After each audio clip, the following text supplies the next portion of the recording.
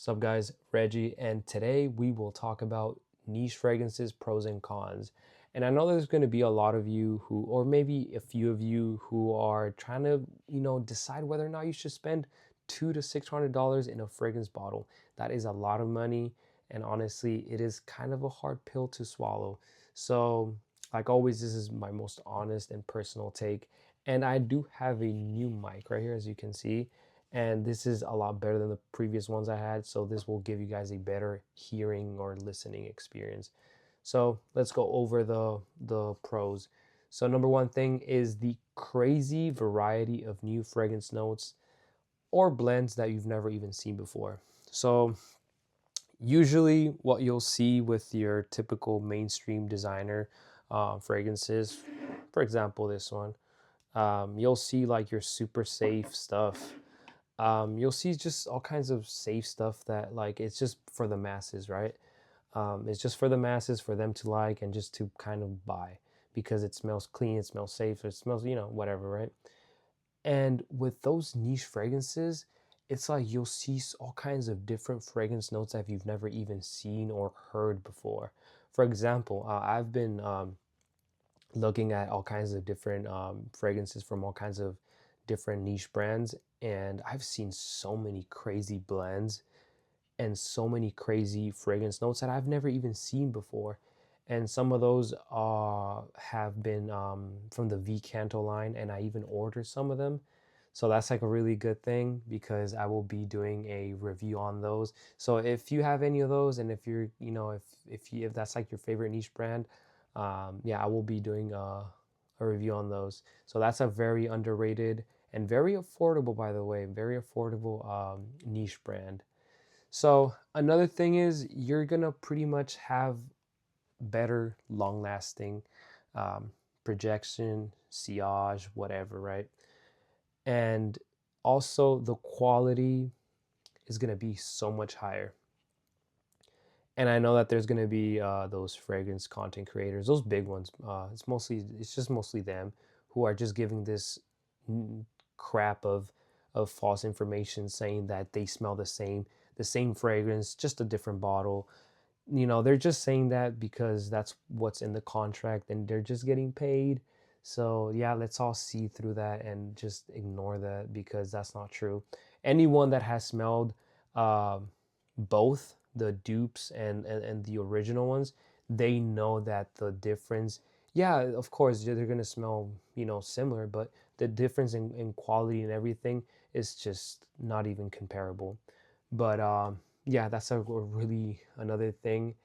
And you're just gonna have more unique scents that you don't just, like I said, you don't smell out there. You don't see in your Macy's. You don't see in your typical retailers.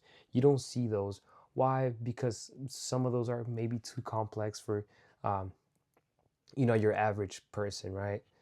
And yeah, so let's go over the cons. Cons is, and this is kind of where it draws the line for most people because of the price, how expensive they are. And another thing that kind of is tied to that is the availability.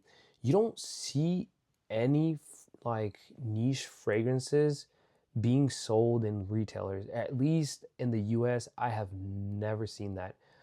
If you have seen those in your retailers, let me know where, man.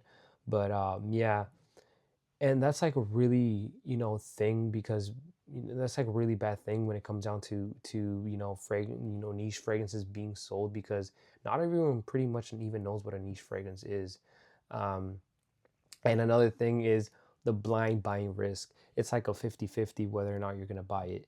And sometimes, even if, let's say that you're a person who kind of, is has moderate to pretty good, um, fragrance knowledge, but, even when you have that type of knowledge, um, you're going to see all kinds of fragrance notes and different blends, and you're just going to be like, I don't even know if this is safe. I don't know if this is actually for me. What does it smell like? Because a lot of times what you're going to see with a lot of niche fragrances is that their notes breakdowns are massive. Some of them have between 10 to like 20, 30, maybe even probably more fragrance notes.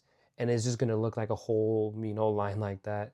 And usually whenever you see that, it's like a weird type of thing. But like I said, you have like that type of creative mode type of um, playground where people just get to mess around with like all kinds of different scents, and they make them unique, they make them stand out. They don't want to make them like anyone else. So that's, like I said, another thing that's like, I guess you can say that this is a pro and a con at the same time, because yeah, you'll have that creativity, you'll have that creative playground of messing around with so many fragrance scents, fragrance notes, my bad. But you're gonna get to do all of that, and people are just gonna be so pleased. They're just gonna be so happy, because they're never gonna get bored of smelling just your typical generic shit that they try to sell to you, and your typical designers, like I mentioned some of these. And and like I said, that's like a really good thing as a pro, because it'll keep you locked in. It'll keep you hooked, right? And it's bad because, in a way, like I mentioned, not everyone is into those intense, different fragrance notes that they never even seen before. So yeah.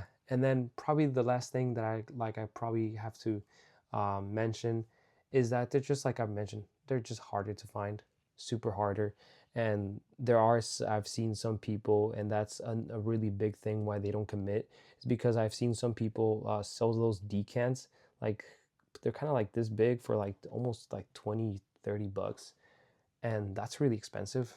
I honestly, if you really want a fragrance like that, I would probably say, yeah, go for it. But even then, like, that's a lot of money. That's a lot of money, because maybe you should probably try to look for a dupe, and why? Because for a dupe, you get the full bottle, you get everything, um not just some little crappy piece of glass that's just like that.